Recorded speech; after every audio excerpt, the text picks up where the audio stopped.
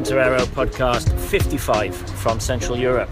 Now, before we dive into today's podcast, which is an interview, or rather a chat, a catch-up with a Polish daygamer and an up-and-coming coach, I wanted to tag on this beginning, something I forgot to say. A cheeky little upsell. It's one of my live talks. This one's in central London on the 1st of May, Sunday the 1st of May, 12 till 2 p.m. Last year, the theme of my talks around the world was below the belt. This year, it's black sheep. And this is the London talk.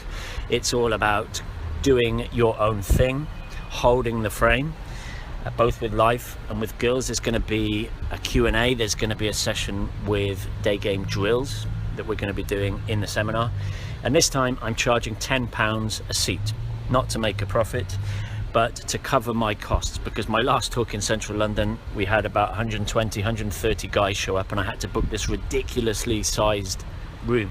So £10 just covers my venue costs. How do you book? Click on the link if you're watching on YouTube, and if you're listening on iTunes, I'll put the link as well. If you can't find it, just go to my blog, tomtorero.com, and there's a PayPal link. Anyway, that's Sunday the 1st of May in central London, Black Sheep. I'll see you there. Now, on to today's podcast and our mystery guest. All right, Thomas. Hello. There's Thomas. Thomas, how do I know you, or when did I first speak to you? Well, I think I've known you first from your YouTube videos and your website, but we first contacted a little more than a year ago. I was buying your Skype coaching because I had some pretty weird issues with my day game, or actually with laying girls, and that's how we've met first time. Yeah, the start of 2015. But when you contacted me, you weren't a newbie, because you came to me, we'll talk about this later, but Thomas came to me with a lot of data, which I like. I like it when I open an email and the client says, oh, I've got all this Daygame data, have a look at it and tell me the truth. And we looked at it and we were talking a lot about the dating, weren't we? Because even then your Daygame was pretty good, the number closing was pretty good. You're going to tell us about what was going on with the dating in Warsaw.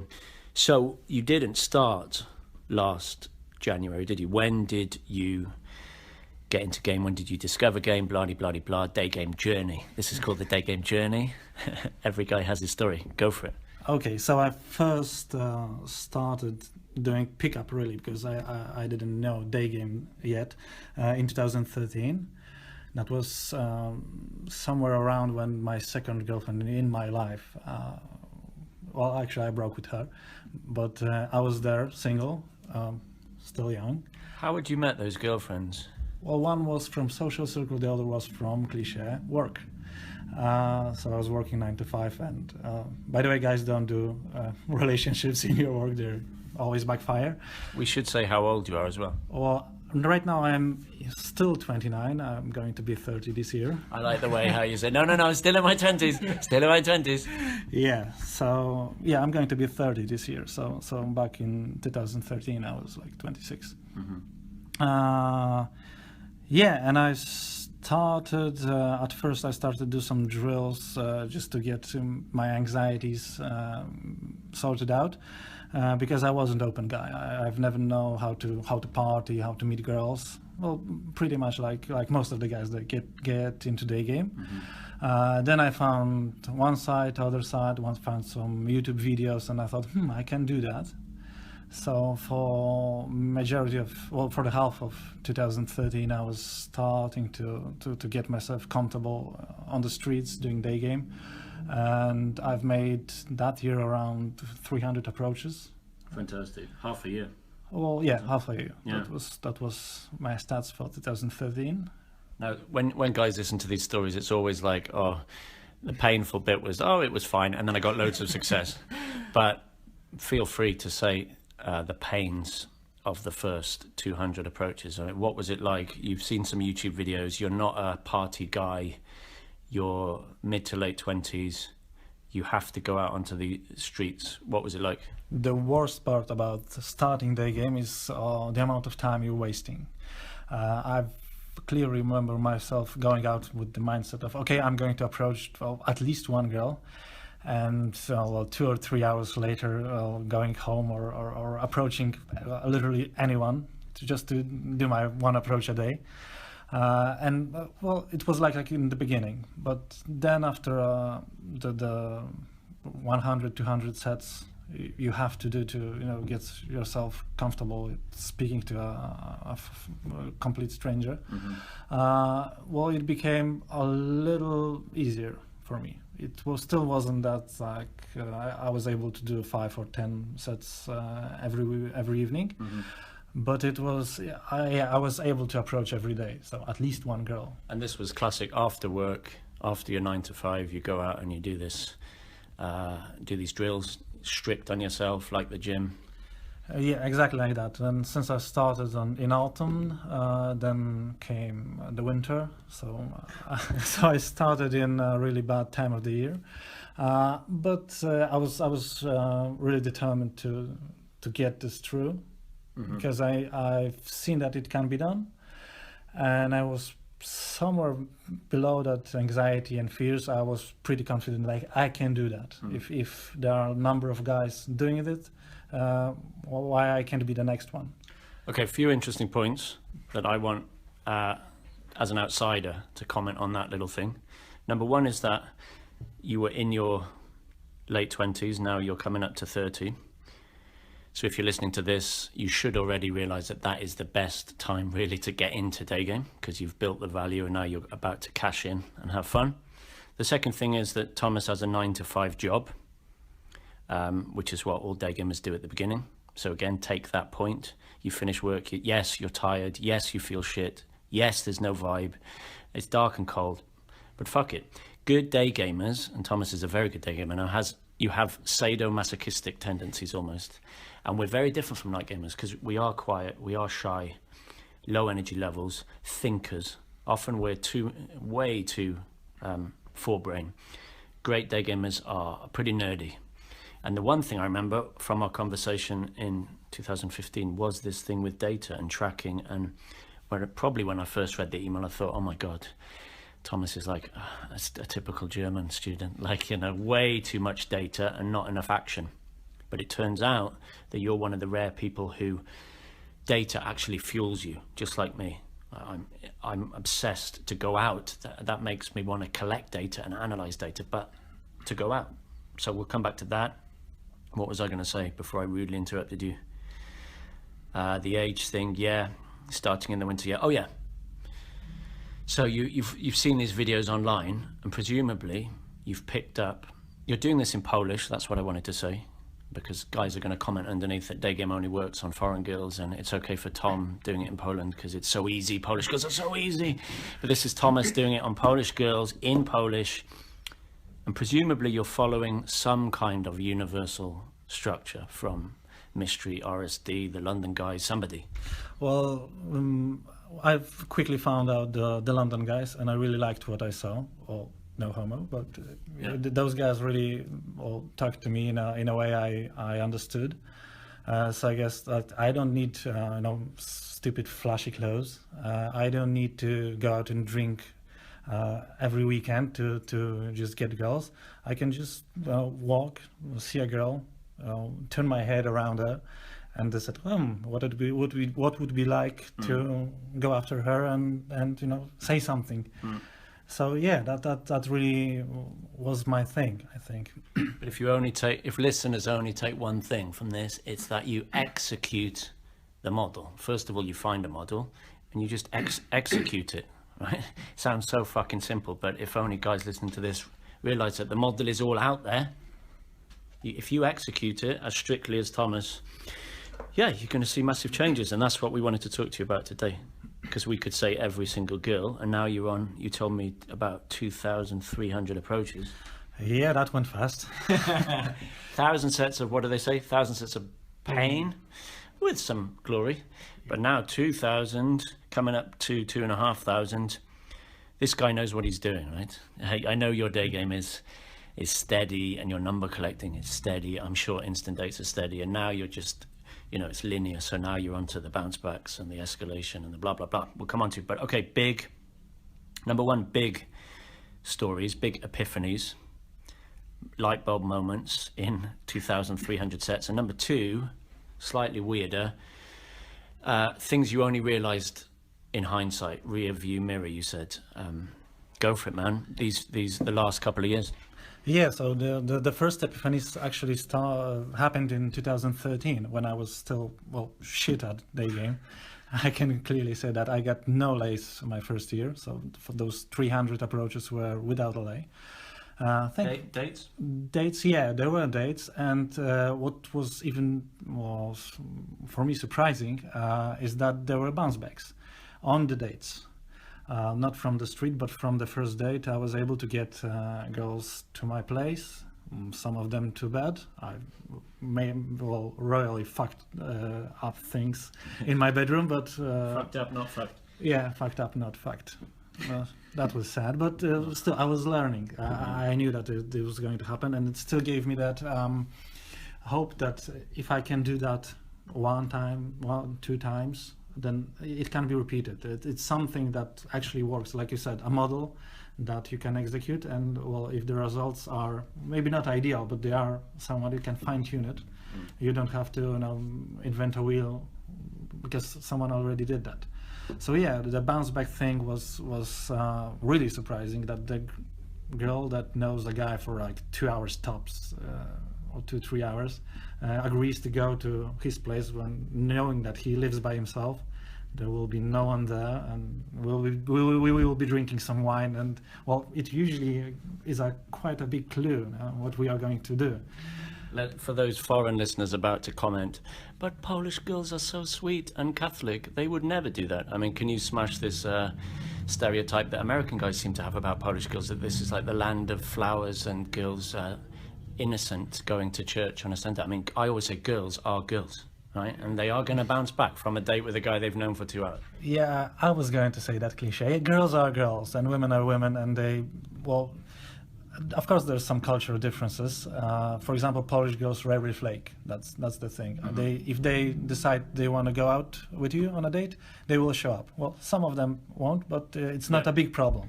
It's not New York or London, yeah. Yeah, but I always hear that especially in the US, it's a big problem. Girl agreeing on a date and then not showing up, not writing back. Just they've got so much more to do. Whereas in Warsaw, I think if she agrees on a Wednesday night, that's quite exciting. But in New York, she's got 30 offers for theatres and clubs and bars, and you're number 29.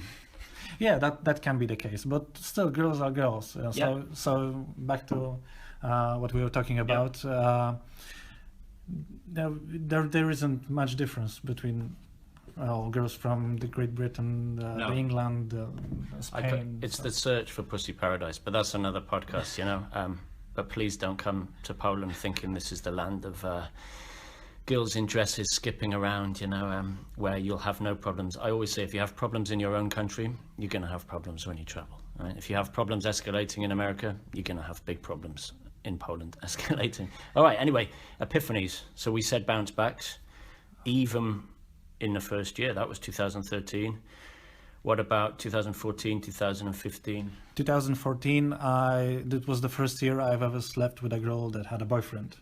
And I never knew how it would be the toll on me, but the things I saw, and I've done that I think twice in 2014, I really didn't care. And what was even more surprising, she neither. So there were absolutely no bad emotions, guilt, whatever. We just decided that we want to hang out. Then we decided we want to sleep together, and it was okay on both sides. And it was like, so I guess all the things that the guys are saying are true about women, about their nature, and about the secret society, as you say. You know, we were just talking about trolls.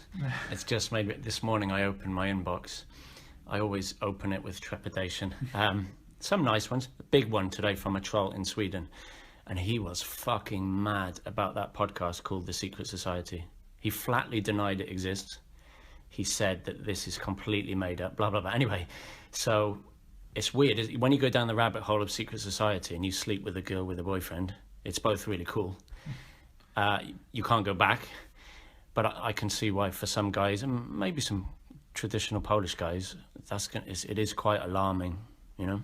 Yeah, they always say that, oh, she's a whore, not all girls are like that. And I want a sweet Polish one. yeah, that's their image of girls in general. But for us, especially for someone that has been repeatedly sleeping with girls in relationships, well, it's not that you don't trust those girls. It's more of you see what they are made of. So that's the thing. It's nothing to get angry about. Yeah. It's just you can say, some say biology, some say things that I lost. I say, yeah, the truth hurts, but it sets you free, in the beginning. Yeah, it does hurt. It's a bit weird. Anyway, that is a fucking epiphany. Sleeping with a girl with a boyfriend. Okay, so you're into 2014. What about results? Because guys are thinking, okay, this guy's done a lot of approaching. What? Not exactly, but what was coming? What was rolling? What was getting better? I've definitely was dating much, and ever since I started feeling good in day games, which is 2014, I've been dates with, I think, around 60 girls a year. Wow. So these are 60 different girls, and I really have to say that right now, because all those guys are thinking, wow, no, I have not slept with even half of them. So yeah, it's you have to start somewhere. First you start collecting numbers, then you start going on dates, then you finally, after a long time, start regularly sleeping with the girls. Yeah. Today you mentioned, I think on the way here or earlier, you were having a bit of food. You weren't probably even thinking about Mr. Daygame mode, and something happened. Yeah, that was kind of epiphany. I actually took a number from a waitress that was bringing me my pizza, because it was a pizza place, and I noticed that she was looking at me, smiling, and the thing that really was quite shocking is that my first thought was that, wow, she's trying to hit on me, because a girl can't ask me. It's a cultural thing. She won't approach me. Yeah. But she did everything she could, so I would notice her. Secret society. Yeah. And after I finished my meal, she came back. We had a little banter, and I said I would like to go with her somewhere different than this pizza place. That's great. Preferably for a drink or so. Well, and she agreed that, and so the epiphany here is that even last year I wasn't thinking about girls wanting me. When I saw girl her eyes flashing or her smile, I was thinking like she wanted to be noticed. Now I'm thinking, wow, she wants me, and it's not going to be like 100% of the time true. Sometimes she's a nice girl and she smiles to everyone, but there's a difference, isn't there, in depth of eyes, hair flicking. It's very different, because a student will say, oh, that was an IOI, and I'll say often it was kind of inquisitive. She's like looking at your leather jacket. But then there's a real hungry IOI, or I would argue it's ovulation. Maybe that piece of girl today's ovulating. And there's a weird depth of eye, and everybody else around is working, so then you have to think, okay, fuck, how am I going to number close? That's often the tricky part in work scenarios, but that's leveling up, because as I keep nagging guys on the fucking videos, right, Daygame is not just running around a girl on the street. That's level 1. But if you can start just integrating Daygame on buses, trains, airports, weird secret things with colleagues, secret things with wives and husbands, that's the fucking rabbit hole, So that's fantastic. If that's happening and you're not even in, guys go, I'm not in Daygame mode, or I'm not wearing Daygame clothes, but I need to improve my vibe. If it's just coming out of you, then clearly you've internalized loads and loads and loads of the core stuff, And we should say, you can't see Thomas here because this is not a webcam sex chat, but you're in great shape. You work out, you ride motorbikes, you've changed your fashion. I don't like the fucking self-help thing, but you have hit all the SMV things coming up to your 30s. Yeah, we should say that. Yeah, it's not like I've suddenly realized that girls are looking at me and thinking I'm a catch. It's more that I've made myself that way. So I am looking for that IOIs, but I've still done everything I could to get those. These are two different things, because one is what you are doing really for yourself. The second is that you are in your day game or pickup mode and you notice those things. And there's a third thing that you have to be able to actually do something on that. Yeah. You have to approach, you have to take the number, you have to set up a date. And even if your SMV is through the roof, you notice the girls are smiling at you and you even chat them up. And you, I don't know, get them on coffee and then have a 1 hour nice chat and nothing happens, then, well... What was it for? What was it for, yeah. Yeah, I say you have to deliver the value. But you're right, that even if you deliver it on a date, it's not enough. Isolation, escalation. Isolation, escalation. That's another topic. Well, it's kind of this topic, actually, because when I spoke to you 2015, the data was showing you were getting these dates, and I think we were talking about the dates were quite long. Maybe there was too many venues, or it was too deep rapport. I can't remember exactly what you were running in early 2015, but how has it changed to now? If you go on a date tonight, how is that different? Oh, it changed after our little talk, and it was a funny thing. It was in December of 2014, I believe. I had 5 or 6 consecutive bounce backs from first date, and none of which ended in LA. Sad part. That's why I realized that I need help with that part. But I was doing long, very chatty rapport dates, and I was spiking. I was, there were a lot of kino. I was kissing the girls on first dates. That was, everything was fine, I thought. Yeah. But the underlying vibe was too boyfriendish, I could say. Yeah. So they thought of me as a really cool guy, but not as an adventurer, I think. Now my dates are much shorter. I don't even try to get to know those girls that much as before. We have to know each other, and she has to feel safe to go to my place to sleep with me. But I thought that I need much more rapport than it's really needed to get a girl interested sexually. Yeah. I think I said recently, rapport is a blessing and a curse, because you do need it, because we've both experimented with fast escalation, and it looks cool, sounds cool. It's always the best story, but it fucks you up, especially in Poland. And then you try deep rapport, and then you just get boyfriended, or just chatting for 4 hours about dimensions of the universe and stuff. Yeah, so it's a sweet spot. It is a fucking sweet spot. But last time I met you in Warsaw, you had this big smile on your face. You were skipping through the park. And I was like, bloody hell, that's Thomas. Oh, he's looking good. How's your day game going, mate? And you said, oh, it's just been like a crazy week. I've had this lay. I think it was a MILF or something. You'd had some success. And I was like, fuck, this guy's leveled up. Yeah, that wasn't really a kind of epiphany, because I wasn't feeling any different. I haven't realized anything. But I think it was all in all 2 weeks when I slept with 4 different girls, 4 lays in 2 weeks. Yeah. And for intermediate day gamer, that's a lot. Yeah. That's really something. And it was like, wow, I'm that guy right now. Yeah. I'm in the zone. Yeah. I'm that guy that he's sleeping around, but I'm able to do that. And it was a very cool realization that I really leveled up. Of course, it doesn't last. No. Unfortunately, we all would like it to be permanent. Yeah. But there are ups and downs, and well, the very important thing is the trend. Are those ups higher? Are those downs higher too? That you've given us the theme of the podcast. I think this is good. What can we say? What your job is? Generally, it will be another cliche because I'm in IT. Good. So I'm an IT guy. I'm not a programmer, but in general IT.